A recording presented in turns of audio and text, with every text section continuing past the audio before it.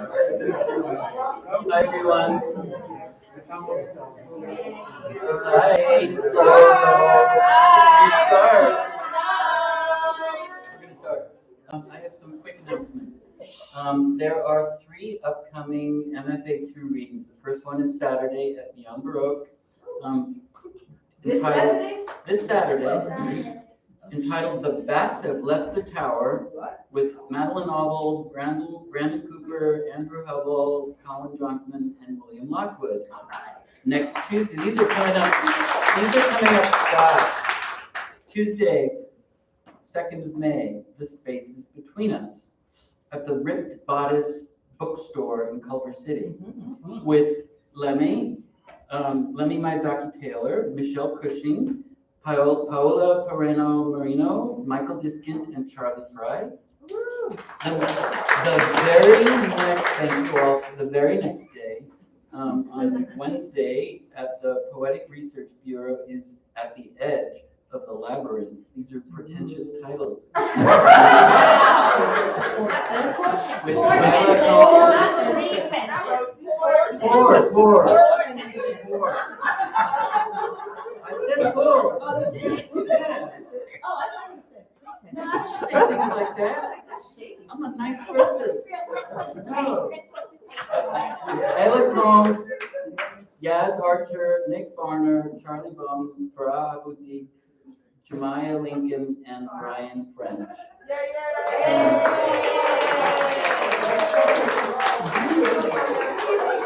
So I asked Tisa Bryant to introduce our honored guest tonight, but before she does that, I want to introduce Tisa, which I do with joy and sadness, because Tisa is leaving us after 14 years, which is half a solar return.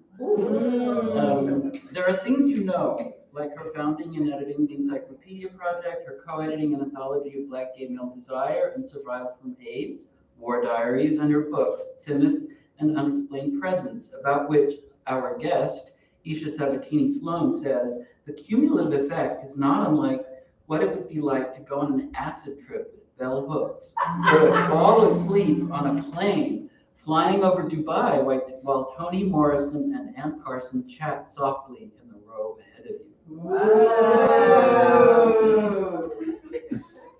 That's a beautiful blurb. There are things you may not know about Tisa, like her remarkable stewardship of our program during the plague years, when she was the chair, for which she was never properly thanked. I fully believe that without Tisa's care and vigilance, we might not be here tonight. And then there are things that some of you, but not all of you, know about Tisa, and to unearth those things, I asked everyone for short reflections to honor her. And here's a selection. We're going to roast you. No. A selection of these words, a praise song for Tisa Bryant. Aww. I think what I most admire about Tisa is her ability to bring people together in an open discourse and create an environment open to earnestness and irreverence, loose and open, and critically perspicacious at the same time. Tisa is the soul of this program. As in spirit, but also song, her rhythms and sonority of her work raise us up in the classroom and on the page. There are classes that are like airtight productions, and while I see some virtue in them, I can't help but prefer a more discursive style, a la Tisa Bryant. To me, that's really how new things happen, how, dare I say, unexplained presences can be discovered. Conjured, she's also just really awesome. Tisa is intelligent and wise, but always takes into consideration the potential intelligence and wisdom of her students. No observation, comment, or question is too small, and she creates a welcoming environment for discussions to thrive. There is always, for Tisa, skin in the game, always, something crucial at stake, and that slackers need not bother to find that alibi. There's a sense that if it's hurting, you're doing something right. I was always a bit of an Afrofuturist, but after Tisa, I'm a maniac. She made me believe that words have the power to change the world. From Tisa, I've learned to think harder and better and wilder. I've also learned that the backdrop is equally important to the foreground. Tisa Bryant is my soul sister, and my work will forever be in dialogue with hers. I can't get over her leaving us. Can I follow her to Iowa and still get my degree here? Oh, The scuttlebutt on Tisa is her fluency in self-expression, her soaring power as a teacher to spin us around and have us see ourselves anew. But I'm not sure scuttlebutt is actually the word you meant. There is no feasible way for me to be short and concise with how amazing an educator she is and how she has affected my writing for the better. Tisa taught me trust in myself foremost, but also in the audience. That if I trust there will be an audience, it will be so. And then my favorite one. At first I was distracted by how beautiful she is, and then by the beauty of her voice. But in the end, it was her brilliant, beautiful mind that made me fall in love.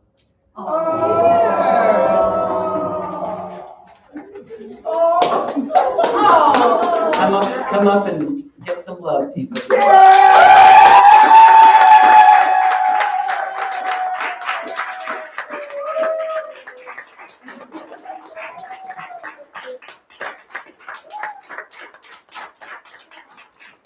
How dare you ambush me with emotion. That was so beautiful. Thank you all.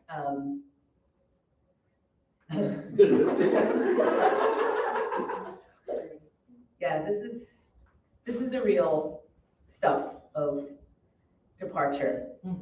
I've been having a really hard time, and I'm going to miss you all so much.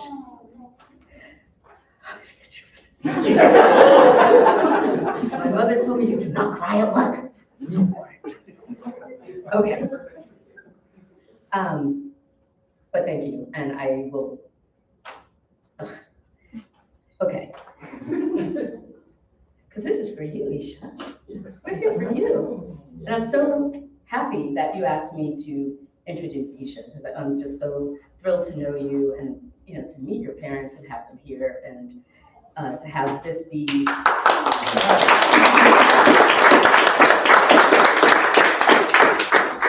one of the last public-facing things that I do here. So I really appreciate all of this and all of you and all of your comments and everything. You have very stylish ways of saying a little messy, improvisational, and it's kind of like hard to anticipate what might happen on any given class. And where's my feedback and lots of things. I'm glad you loved it. So good evening, everybody. It's a pleasure to introduce Aisha.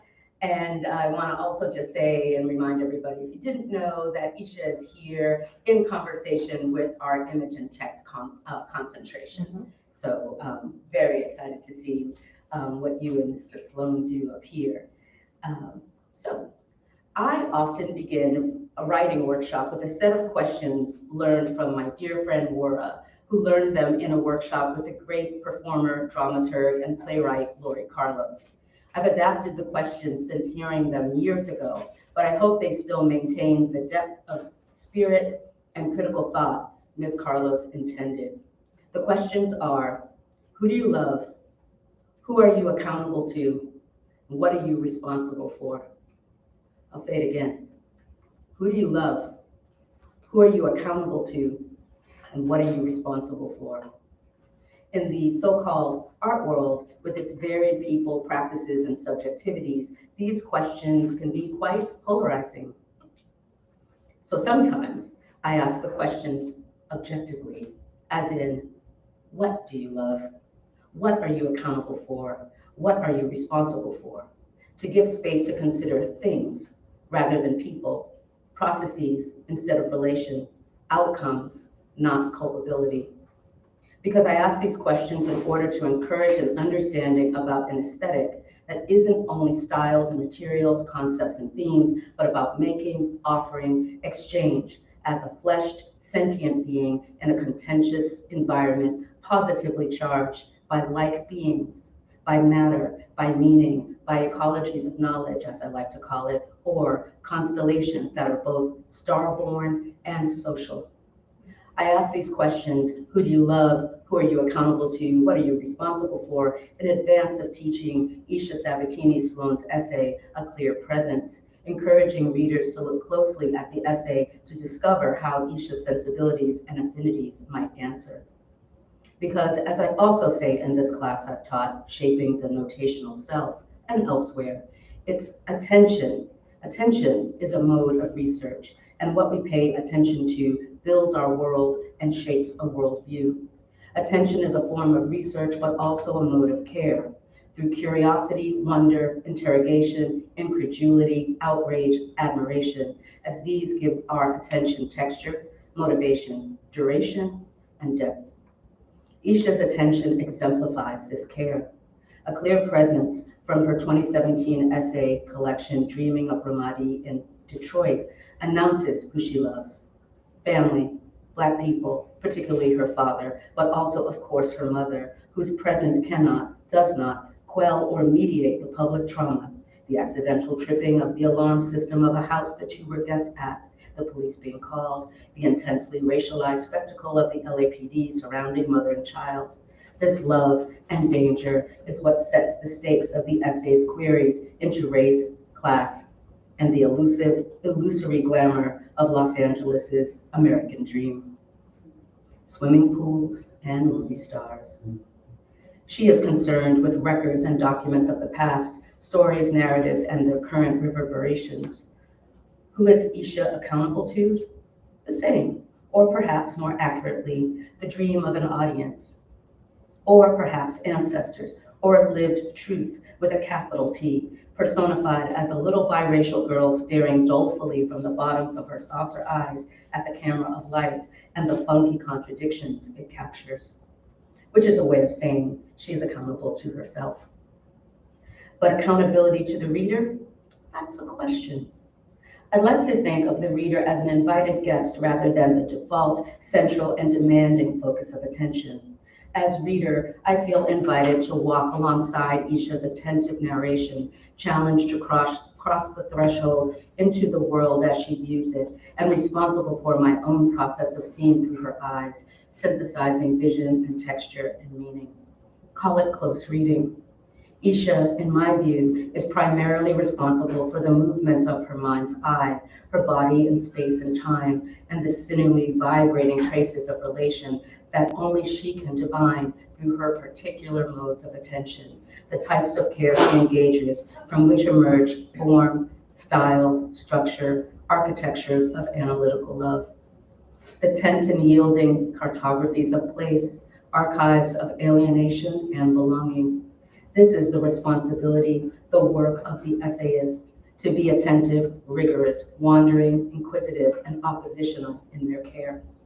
This is what makes reading Aisha Sabatini Sloan such a singular experience, how she illuminates without obliterating the clear and generative shadows that are the questions driving her language forward. I marvel at the deftness with which she tethers multiple narrative arcs to each other into something more than a scaffold, something sculptural that builds from lucid dreaming, Rodney King, her father's photographs, David Hockney and Christopher Dorner, Los Angeles, swimming pools, treading water, going under. How she holds these energies in recombinant tension, powered by an innate trust in the knowledge her attention generates. Hers is a quiet virtuosity, and by that I mean ferocity, again on display in her 2022 essay, The Black Shape Slumped in a Chair, Kerry James Marshall and the Taliesin Murders, for the Yale Review, which on their website is sadly only tagged race, not portraiture or art, or docent tour, or architecture, or prisons, or anything that indicates this writer exists in the prismatic, exuberant complexity of one who sees through time, space, and place, not just race. That she is also the author of the book-length essay Borealis of Alaskan landscapes and Black conceptual art, or collaborated with her father, another feat of tethering and love during quarantine on the book Captioning the Archives, a celebration and critical meditation on and with her father Lester Sloan's decades of photography, their shared inheritances and movements through the world. Picture feelings. As Rachel Eliza Griffith says, together they have collaborated to form a powerful reckoning of both power and wonder. Each memory is an image, a story, a medium through which we can glimpse a greater continuum of our lives. So, race alone, as we see in Aisha's writing from her first book, The Fluency of Light, to this moment, is palimpsest and rhizome and cannot say everything, or really anything, by itself, without obliterating the very care, attention, and interrogating relational love that she brings to every word, every paragraph that we're invited to conjure into images, questioning or damning gazes, and bodily truths alongside her. So I'm really excited to see what happens next. Please welcome Aisha Sabatini Sloan and Lester Sloan.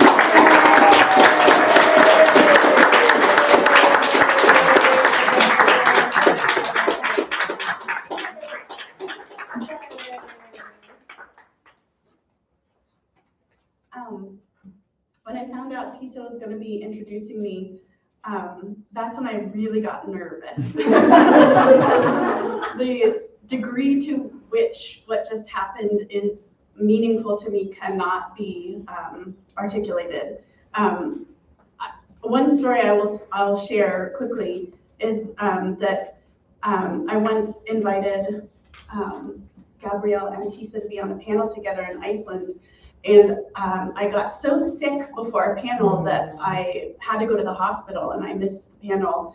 And I wasn't actually sure if it was the norovirus, which I do believe it was, or if I was just so nervous to be alongside these two, four, I don't know how many of us there were. It was a gang. It was a gang, just geniuses. So as you were reading just now, I was like, don't pass out, don't pass out, don't pass out.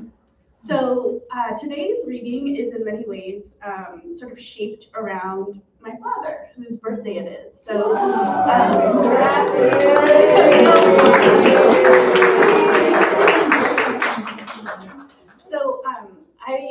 going to ask him to join me in a little bit, but I wanted to kind of orient what I read around the particular sort of intersections of our kind of looking, because yeah, that's what a lot of my work is about, but also I just want to celebrate the degree to which sort of journeying with you through the world has just created a path for me as a writer and an art thinker. So thank you, Dad. Happy birthday. Okay, so I'm just gonna do one thing real quick, which is I have an image up here of a painting series, or a painting from a painting series by Lorna Simpson that inspired this book, Borealis. And I'm not going to read too much of it because I do want to get to Captioning the Archives and my dad's work. But I wanted to read a part of this book that includes a encounter that my father had that is, in some ways, I feel like the magic in this book. It's the thing I think of as the sort of the diamond in the glacier of the book. So I'm just going to read that, a little bit about that so you can get a sense of it, and then I'm going to move on and I can show you some of his images as well. I'll just skip over the ones I'm not going to use. Okay, so this is from Borealis, which is about a visit to Homer, Alaska that prompted a lot of memories of past summers that I'd spent there with women that I've dated over the years. In Ann Carson's Kinds of Water, I'm just jumping into page 8, so I don't have the beginning here. The speaker describes a pilgrimage along the road to Compostela. She writes about a river underneath her hotel window and a big waterfall. Quote, "There's a dark shape at the edge of the falls as I look down, knocking this way and that in the force of the current. It would seem to be a drowned dog. It is a drowned dog." She goes back and forth about it. "Could there be a sculpture of a drowned dog on the ledge of an ancient waterfall?" she asks. The first time I read this passage, I felt quite positive it was about the time when I sat with my ex Kay at a restaurant alongside a river in Fairbanks. There was no dead dog. The memory has a pleasant feeling. The gray sluice of water below, a strange trip so far into nowhere.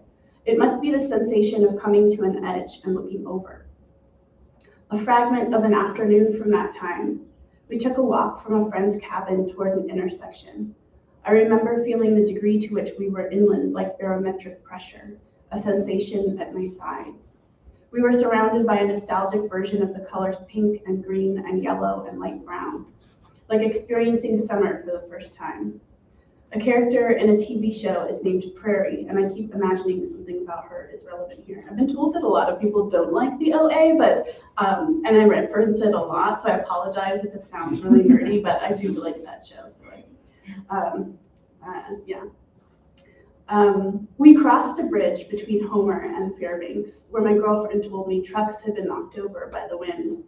There was a moment in what I recall as silver light when I seemed to say to myself, "Alaska, Alaska." There must have been moon then. And shout out to the eclipse last night, which gave me some really funky dreams. We stood next to a car on the edge of a road between cities. Like eclipse, it would have been an off glow. The dog, named after a tropical bird, would one day die on the night of a total eclipse. A short-legged black baby with ears like an art teacher's haircut. I'm saying that here feels different. Who screams saying at squirrels. Carson writes, "The moon makes a traveler hunger for something bitter in the world. What is it? I will vanish. Others will come here. What is that? An old question." Lorna Simpson has been painting glaciers, human-sized, cataclysmic, eviscerated ice overlaid by a deep blue wash, tumbling ash, full spectrum of gray, volcanic clouds, nothing whatsoever warm. I have long loved her photography, which is often paired with text and has an archival feel, bodies of evidence laid out with numerical precision, like slides on a light box. Every time I read that, my brain goes, these are the days of our lives. Clinical amid a world of white space, whereas these paintings gut. They are unfurling and torn open, a wound before the blood comes. A Vogue article explains, quote, "Nature hasn't looked this turbulent in a painting since J.M.W. Turner." According to my father, the ghost of J.M.W. Turner used to visit Gordon Parks. The dead painter sat on the edge of the dying photographer's bed and told him stories. Parks was writing a novel about Turner at the time called The Sunstalker. Robin Cost Lewis uses the titles of paintings to create poems, refracting the meaning of Black womanhood in her book, Voyage of the Sable Venus. In class, I assigned students to mimic her approach, harvesting language from the titles of art. In my notebook, I reassemble words from paintings by J.M.W. Turner and call it an explanation for his appeal among Black artists. The battle of light and color, the decline of the burden of the modern, the shipwreck of Moses rising through vapor, the fighting peace, the burial of becalmed heaving, his mouth, the fighting, porch of the deluge, crossing the Alps of empire, rain, slave, and speed. All right, so I'm going to stop there just because that is the glimpse into my father's archives, that moment with Gordon Parks, which I watched for the first time a couple of years ago on film because he captured that recollection of an encounter between Gordon Parks and J.M.W. Turner on video. And so I'll skip ahead to, I just want to skip something so that bring us to the next part. Okay, just 1 second. It'll be back. No worries. It'll be back. I got you. I just unplugged it, so that's why. Okay. So David's the one who knows the magic. Barely. All right, you got it, you got it. Now that's good, good job. Right on.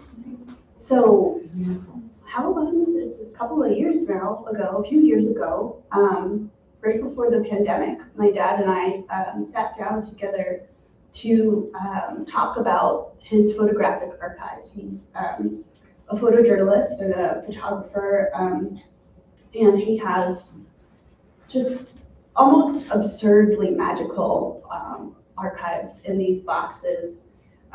We were moving from LA, and there were just falling onto the garage floor, oh, that's a slide of, what's his name? Steven Spielberg cuddling with his puppy in a field of dandelions. Like, oh, that's Michael J. Fox. It's just almost, hard to believe. And so we had these conversations, which are recorded in this book, Captioning the Archives, which are in large part my father's voice, sort of edited into captions for some of the pictures that I'll show you later.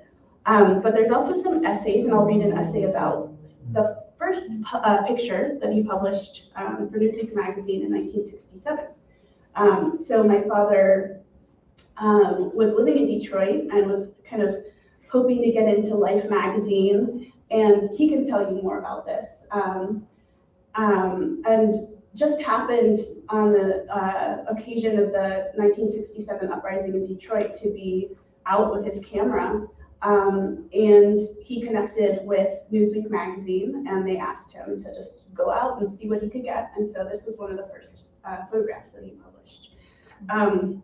So I'm just going to read a little essay about that and then invite my dad up to the stage so we can talk together.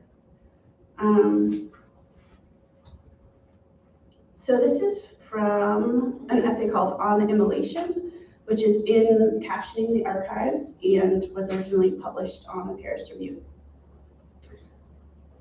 For a period of time in 2014, I couldn't stop watching the surveillance video of a person setting fire to the Heidelberg Project, a world-renowned art installation by Tyree Guyton in a residential area of Detroit.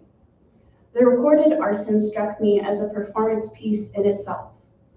In what appears to be the very early hours of the morning, a figure approaches the threshold of a structure called Taxi House, a home adorned by boards of wood that have been painted with yellow, pink, green, and white vehicles labeled taxi. There's a painted clock, real tires, and toy cars. A meandering peach-colored line has been painted along the sagging corner of the roof. Then it comes down into the siding, where it moves geometrically, like Pac-Man. The installation as a whole is like a painting brought to life, imbued with the spirits of Kai Tawana, Jean-Michel Basquiat, and Robert Rauschenberg. In a recent profile in the New York Times Magazine, Guyton describes how he began the installation with his grandfather, an act of reinvention rooted in nostalgia. M.H. Miller describes the collection of carefully planned assemblages as an act of Proustian reclamation, as if Guyton were creating a new neighborhood out of the one he'd lost, embellishing his and Grandpa Mackey's memories out of the wreckage that surrounded them. In the video of the fire that destroys Taxi House, the figure holds something that resembles a gallon of milk. After a short time, a fireball blooms and the figure runs away. I do have this. Oh, no, I'm not going to show it to you now. The Heidelberg installation has the vibe of Plato's lost city of Atlantis, the mythic civilization that sank into the ocean overnight after its people lost their sense of virtue. It also brings to mind Jason DeCray's Taylor's undersea sculptures, human figures engaged in activities like typing, playing the cello, or watching TV. Cement bodies surrounded by schools of fish. What's so remarkable about Guyton's effort is that he's constructed a frame around the present moment. The collapse he draws our eye to is not a myth or a dream of the future. It's now. Though Guyton had originally hoped for the installation to be a solution of sorts, the traffic it brings, around 200,000 people a year, also serves as a reminder of the tension inherent to a city undergoing gentrification. In a book written about the project Connecting the Dots, one neighbor explains, every summer night we've got people riding up and down looking at what we're doing. It's an invasion of privacy. They look at us like we're animals on display. From what I can tell, no motive ever emerged for the arson and no arrests were made. The one person who checked into an emergency room for severe burns on the day of the fire had been trying to deep fry a turkey. More fires have been set at the installation in years since. Gallatin exhibits widely and has a special fan base overseas. Recently, he's decided to take the Heidelberg project down. According to M.H. Miller, Gallatin and his wife plan to transform the buildings that still stand into a series of cultural and educational centers dedicated to the arts, and then build housing and workspaces marketed for artists out of this central core. As buildings around the country were set on fire in the aftermath of George Floyd's murder, I thought about the Heidelberg arsonist. Widely dispersed memes featuring the Martin Luther King Jr. quote, "The riot is the language of the unheard," have encouraged more and more people to see fire in the context of social upheaval, not merely as an act of destruction, but as an act of ritualized desecration. What language looks like at wit's end, kind of screaming. Shout out to Gabrielle, who worked with me on the revision of this essay. I'm feeling the revision now. I'm getting the conversations that we had. Thank you. So what did we learn in the wake of the Heidelberg blaze? For one thing, the firefighters who came to put out the fire were delayed because none of the hydrants in the area were working, owing to widespread water shutoffs across the city. But also the fire begged some of the same questions that Gallatin's work elicited when he first began in the 80s. Who is the artist? Who is the criminal? Who is the bystander? Who is the institution? Can you occupy more than one's role at once? The first photograph my father took for Newsweek magazine was the 1967 uprising in Detroit. In the image, a young man looks toward the camera as a warehouse burns bright orange behind him under a dark night sky. My father likes to point out how he caught the boy in a moment of bewilderment, of total awe.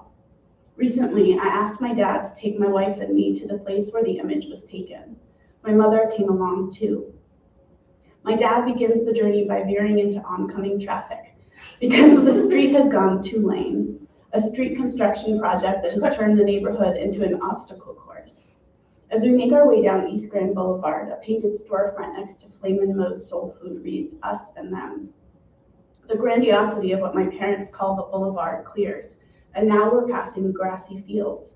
We're taking a detour from our detour toward another detour. Excuse me. We drive past the Packard plant, which has become a kind of unofficial graffiti museum. The British artist Banksy consecrated the space a few years back with a painting of a black boy in a strange black suit holding a can of red paint next to the message, "I remember when all of this was trees." I can't say I get it, given that the area is and long has been surrounded by overgrown lots. Banksy's arrival prompted a minor controversy. When local gallerists removed the section of concrete he'd spray painted and sold it for over $100,000. A bit farther down the block, a huge sign promises, "Coming soon, Packard Plant Brewery." I think about the way that ruin is being involved here in a kind of transaction. The image that comes to mind is Goya's painting of Saturn devouring his son. We pass a public art installation featuring white figures kneeling. On Woodward, a billboard shows a black cop with his arms crossed, and it reads, "Answering the toughest call." Later, we will find out that the night before, Detroit cops, fearing they were under fire, drove into a crowd of protesters. Our plan is to first find the site of the Algiers Motel, where a group of police and National Guard killed 3 people and tortured several others in the midst of the 1967 uprising. My mom says, on the map, it looks like an empty field. Up a ways, there's a sizable gathering of black men on the steps of a church with signs that say, "God bless our fathers." Black men and boys are holding their hands in the air in surrender or praise. The site of the motel is now a well-cared-for park, gated, mostly empty, and surrounded by brick walls. We pause, then turn back into traffic. Next, we attempt to find the place where my father took the photograph that began his career. After getting caught in a loop in a fancy neighborhood and circling a beautiful garden where a white man in a fedora appears to be considering purchasing the property, we turn in a direction my father hadn't planned to take. My mother says she's going to call Rodney, my father's best friend, which is a euphemism for we're lost. I'm gonna get my water.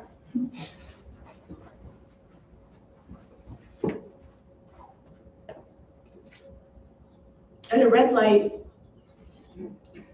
we find ourselves staring at the bottom of a toppled SUV. It takes a moment to decipher the car's undercarriage, a desert-colored thing at an odd angle. At the intersection, people are streaming across the street like liquid toward what we now understand to be an accident. The crowd does not even look at, no, I'm sorry. That was something that was edited by accident. The crowd did look at the wreckage as they crossed. I peer more closely into the window of, the crowd does not even look at oncoming traffic as they cross. I peer more closely into the window of the toppled car, but can't make anything out. A man holding a baby keeps darting toward it. There are fire trucks and a police car, city officials wearing masks and looking at the vehicle, but no one is touching anything. The plan of action seems to be hanging still in the air. I request that we end the tour. I'm not sure what meaning we can make of the sight of a long ago fire when all this emergency is unfolding in real time. On the way back, my wife and I tune in to the end of an episode of This American Life. The story is about a community leader in Detroit who recently hosted a pancake breakfast, putting cops in conversation with the communities they're meant to protect. He talks about bringing people into difficult conversation with one another across the city. The breakfast took place just as coronavirus began to spread, and afterwards, several people became ill. It takes us both by surprise to realize that the man whose voice we've been listening to, Marlo Studemeyer, just died of COVID-19. Many lament that he would have been a natural leader in the protests against police brutality that sprang up shortly after his death.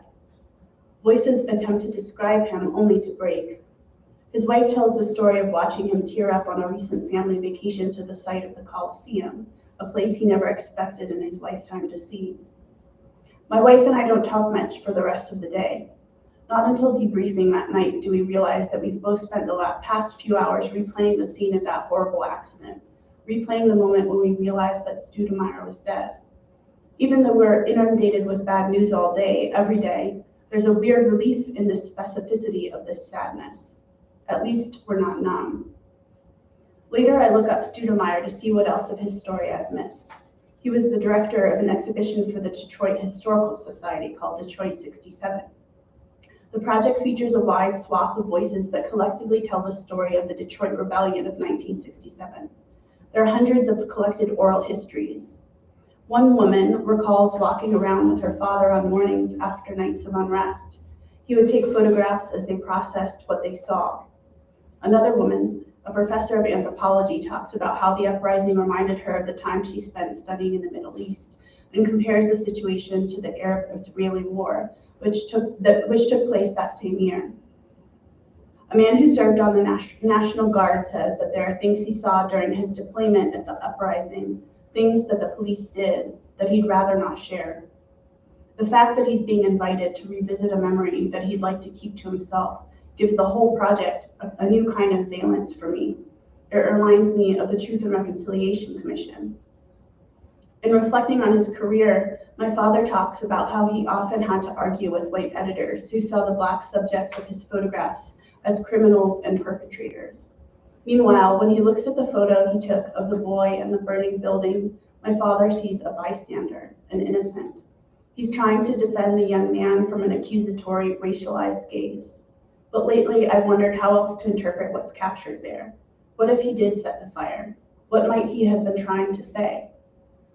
On the Solange song Mad, which has served as a much-needed balm for Black listeners since 2016, Lil Wayne says, "Now tell him why you mad, son." During his own interview for Detroit 67, Marlo Studemeyer says, "It's important that nobody gets their story left out." Okay, thank you. Wow.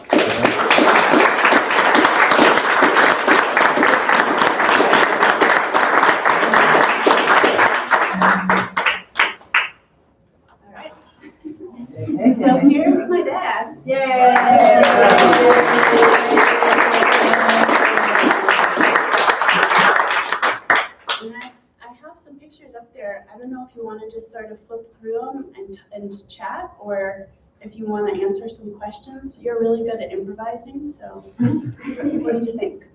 I think I'll tell a little story about something that happened to me a couple weeks ago. I got a phone call from a friend of mine that I'd worked with at Newsweek for a while, and she was sort of interested in me. And this was the same time that my wife and I were getting together. This is before my daughter was born, by the way. And this friend said, I want to congratulate you about your book. And I said, well, thank you very much. And, you know, how did you come about it? She said, I followed your career, you know. And I just want to tell you, she said, you made the right decision. And I said, what do you mean? She said, I loved you too. But God wouldn't have forgiven me, much less you, had you not given birth to your daughter. Oh, wow. So, congratulations, and thank you very much. And it was, I sort of hinted at this with my wife, but to tell her a little bit, this was an indication that the decisions you make at times that turn out to be the right decisions are forecast in a way. And it was wonderful to get a message from someone from the past who says, I wouldn't have forgiven myself if I had interfered with the birth of your daughter, because she's truly a gift. And your wife is a lucky woman. And I thought that was very nice of her. And I said, I know that. And we went on. But I just thought I would add that, you know, a lot of times things happen in life are forecast, but you don't recognize it because how did this happen? I remember meeting Maya Angelou in Los Angeles at a party, and I told her I wanted to thank her for introducing me to my mother. And she says, I don't know you, and how could I have introduced you to you? I said, my mother was a caged bird. And I didn't find that out until I read your book and understood what that means, you know. And how often you meet people or things happen in your life that is a forecast of things to come. I remember going east and shooting a story about the Black community in, I think it was Philadelphia or something like that. And I asked this young lady to help me identify some places and things that happened in these places and all. And she agreed to help, and I took her to, as a gesture, I took her to see a play when one evening I had tickets, and I wanted to do something to show her thanks, show her my thanks for it. And, you know, I took her out and we had a nice time, and I took her back home, and she said, aren't you coming in? I said, no. And she says, well, I said, listen, I really wanted to show my thanks, and that's the only way I can do it.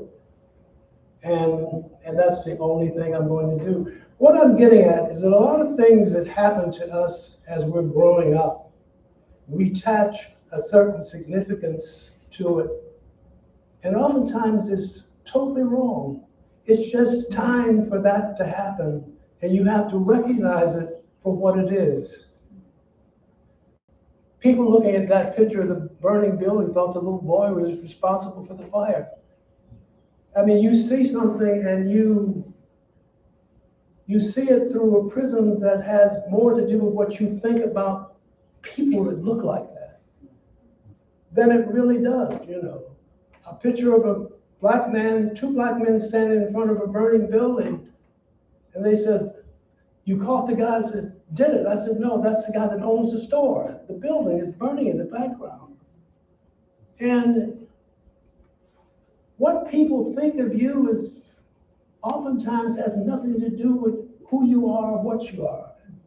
And the best way to discover this is by leaving the country and going someplace else where, because you take all this nonsense with you. I went to a gas station, I was shooting pictures of what was going to races for the upcoming Olympics.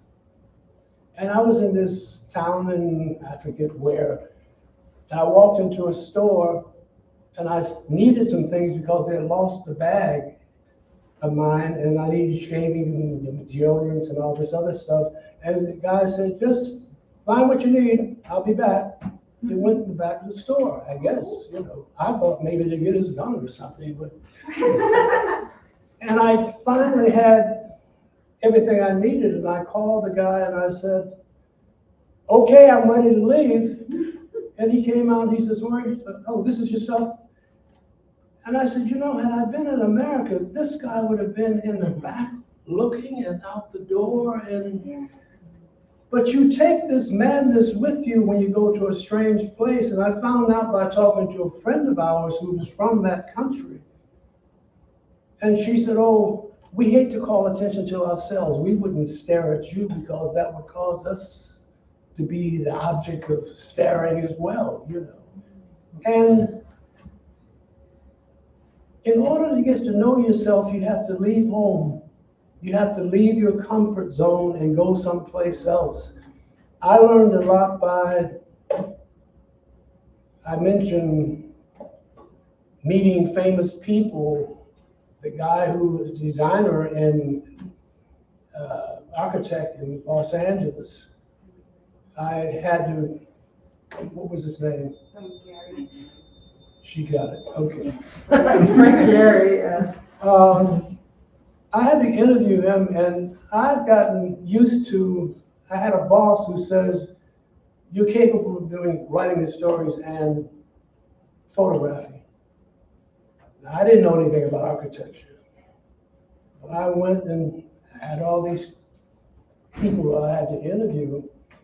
And I interviewed this guy, and we hit it off. He said, "You know, if you ever buy a house here in LA, you know, I will do the same thing to your house that I did to." He lived in a very modest place in Santa Barbara, not Santa Barbara, but Santa Monica. And we became friends. And he asked me if he could have a copy of the interview. I said, "Sure," you know. I never took him up on the idea, you know, which I kick myself for now, you know, but it's you gotta leave home to find out what home is about. And fortunately, I've met people from different countries. I mean, and when my daughter wanted to go to South Africa, I couldn't go with her. I knew what was going on in that country, but fortunately I had a Neiman Fellowship, and I had lots of friends. I had a friend, a very good friend from South Africa, Prose, who was the editor of the only black newspaper in South Africa. And because of that, I called Percy had died, but I called other South Africans and I said, told him who I was, and he said, Córdóva's friend. I said, yeah, and I said, my daughter's coming to South Africa and I can't go with her. Could you help me out? You need a father on the ground. He's taking care of it. I know that we want to leave a little time for Q&A, so maybe we can pause there and open up for questions. While they're on the map. Well, they might ask some questions, so there will be enough time to tell them. All right, Are there well, more? Yeah, let's see more pictures. Yeah, then. I can hear you. I'll go through the picture while you talk. but anyway, get out and get to know yourself through other people's eyes, okay? I mean, that's the important thing. Do you want to say Questions? anything about this while we're thinking of questions? Who was the woman, the previous picture? That's a photograph of when the wall came down in, this is an Afro-German woman that I met in Germany when I went to find out about blacks in Germany, because my father was in the army. He was a part of many great battles and what have you. And actually, I went there in search of my father's children because I had a very dear friend who told me that her father had called the family together one day and says, look, when I was in the army, I met a lady and I have a daughter. You have a sister there. And she said the father went and got the daughter and brought her home, and she became a part of the family. And because of that, I thought, especially once when I told my father I'd gone to President, he was talking about the Normandy invasion, and my old man was in the hospital at the time, and when I told him about that, he said, the south of France.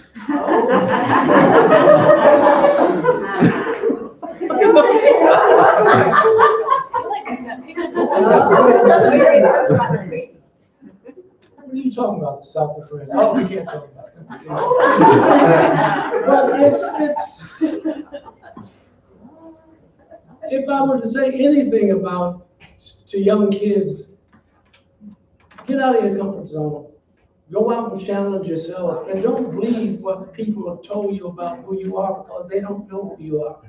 But okay.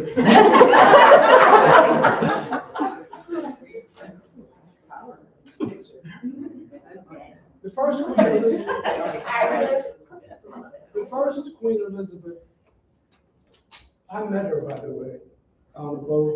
I mean, I was invited aboard the ship, sailing around wherever, and we were told not to look at her unless she looked at you, and do not attempt to shake her hand or anything unless she extends her hand. She walked up from the deck, she stood up, she saw me, she walked right over and extended her hand. What about Reagan? Reagan thinks that the wall came down because he said, tear down that wall, Mr. Gorbachev. Now, Reagan can deliver a line, that's what he's trained to do. But as far as foreign policy, how many have heard of Solomon Burke?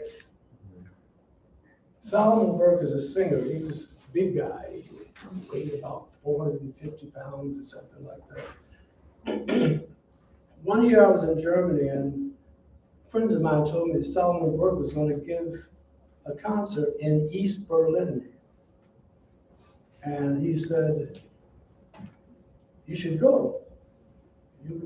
It'll be great for you to go there. And I went there, I had a seat that I gave to someone else, And Solomon Burke, like I said, weighed about 500 pounds. He had on a gold-made cape and some shiny blue pants or something like that. He had gone through his whole repertoire of songs and all that, and he was about to sing his last song, which he had been warned not to sing. And it was Sam Cooke's, A Change Is Going to Come. And when he started singing, 30,000 people started singing along with him. But these are the stories that are not reported, you know, and people don't know. But it's,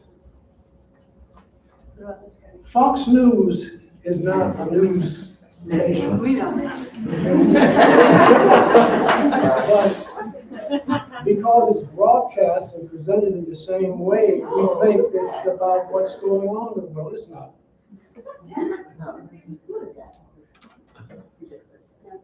Famous basketball player. Oh, is that Will? Married to Iman. Oh, you're too young. Was married to Iman. Oh. I remember Are we mine. doing trivia now? Huh? Was later married This guy played for the Los Angeles Lakers. Oh, Spencer Haywood. That's right. Spencer Haywood. To his face, they called him the Moor of Venice. No. But I mean, it was lovingly expressed. Spencer Haywood got kicked off of the Lakers because he was a drug user and all that, and he was sold to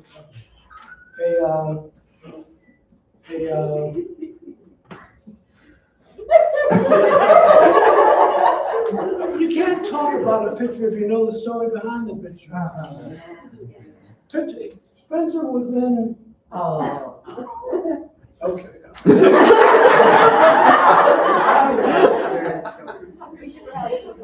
That's a picture from James.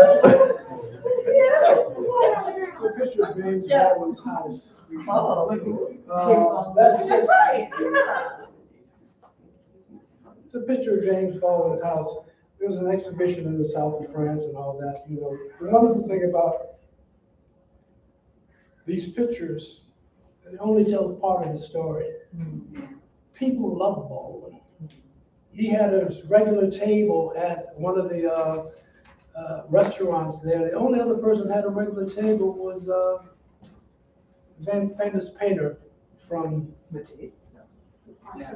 Cézanne. Picasso. No. Yeah. Say what?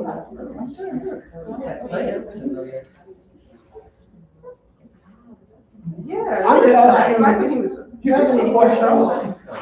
No. Go ahead. I just would love to hear more about your process on captioning the archives. How did you pick which pictures should be in the book? Because clearly you have an incredible archive of photos. So how did you decide? We went through the archives, and what can you tell me about this one? And it was, I told her about the picture, where it was taken, why it was taken, and how I felt about the people in the picture. You know. It's exactly like what we're experiencing right now, over many, many hours.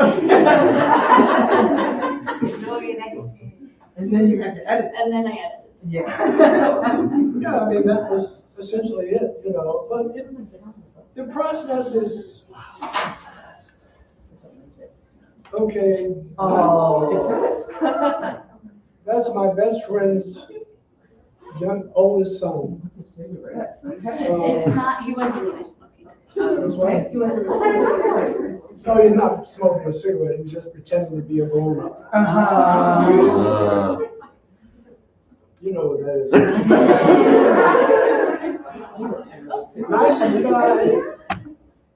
Nicest guy in the world. He built that house before he got super rich, you know. But famous people like to be treated like normal people. I would see this guy in a restaurant and he would look up and said, I'd go sit down. And other times he said, I wouldn't bother him. But Hollywood people are just normal folk. This man lived, he was in the army, he stayed in Italy, he made many movies over there, speaks all 9 dialects of Italian or something like that, you know. I mean, he's just, and he was a very close friend of the family. for the years that we knew him, every year they got birthday cards. And whenever I mispronounced them, he says, Biscotti, Biscotti. You know. But he spoke all 9 dialects of Italian. Anita? From Detroit, Michigan. I like her voice, You don't love it though. but she tore down a historic building in Detroit to build. The breakfast restaurant. Thank you. I know. I know. Taking you out of Detroit. That's the Hugh Hefner. You don't want to know about me. Yeah. But nice people anyway. I mean, nice guy. Look at that. Say what? It is. What's the first question? I was going to ask. Who has a question? Other question? Yes. Hi, Hi. my name is Yaz. Nice to meet you. Happy to meet you. I wanted to know, have there been any photographs or things that you've taken over the years that have enacted really emotional responses? Like as you were taking it, I don't know, there could be 1,000 pictures that you've taken. Taking pictures that's live, you're taking another strong emotional response.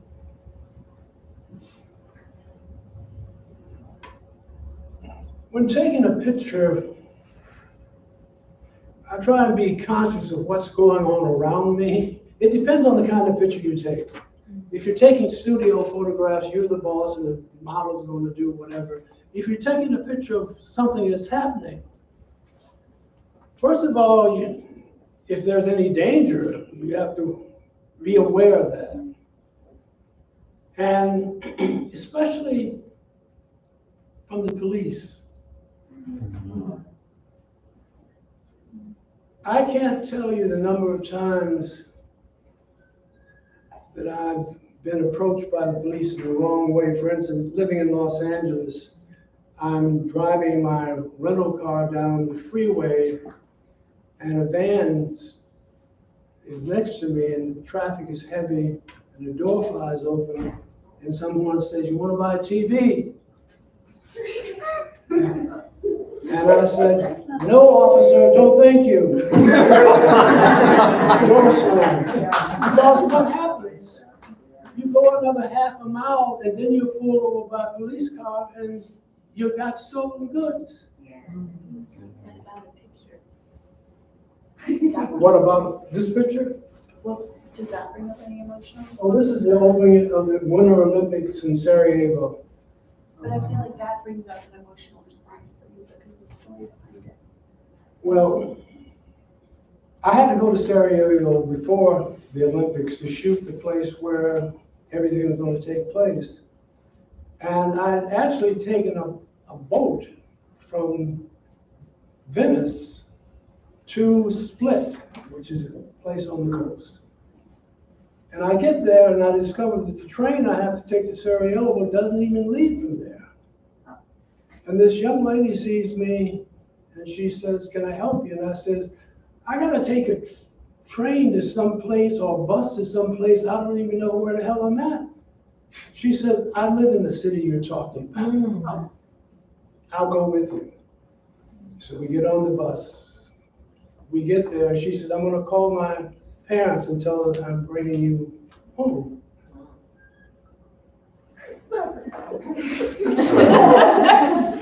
Okay. We get there and the mother is waiting. The father is asleep, I guess. And she's prepared a bedroom for me. And dinner, she said, "Here's something to eat." And showed me to the room. And I went to the room and I didn't sleep very well. But I get up and I'm walking around in the yard and the father comes out and he says, "Guten Morgen, good morning. Wie geht es Ihnen?" Danke. And he says, we start talking. And he says, my daughter's going to take you around the city, and then you have to take your train from here to Split, and we hope to see you again. I go and I take my pictures and what have you, and I come back, and I ended up in Split instead of the town, and I call the family and says, look, the plane I'm going, or boat or whatever I'm getting on, it's leaving tomorrow, and I just wanted to thank you. And he said, tomorrow?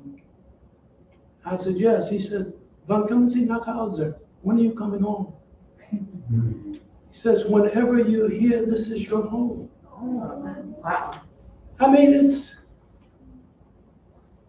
it's amazing what you discover about yourself because you've ingested all this nonsense about who you are and what you are. Right. Are there any questions? Thank you. Did you Any take, more questions? did you take pictures of your daughter when she was growing up? Did you take pictures of your daughters growing up? What? Did you take pictures of your daughters growing up? Of my who? My daughters? Your daughters. I don't know how many you have, but that one. Or any of them. Actually, I have two, and both of them have been photographed. In fact, my pictures that I started shooting for the Detroit riot, it was my day to visit my daughter, and my daughter was with me, and I took her back to my mother's house. And this one,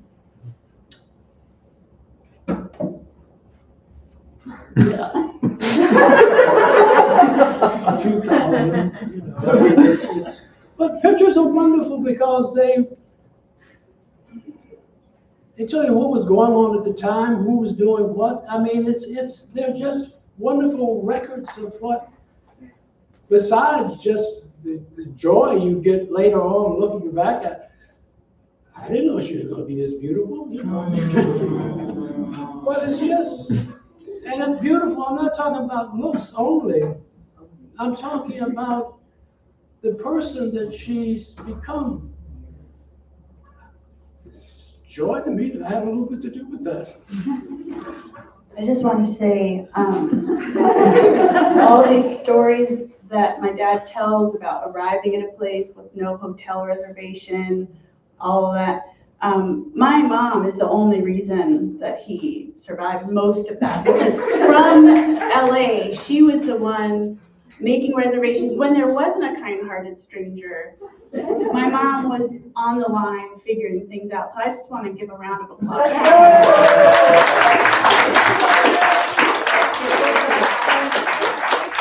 Neither of us would be here, obviously, or have done any of what we've done without you. So I don't know how we're doing on time. Yeah.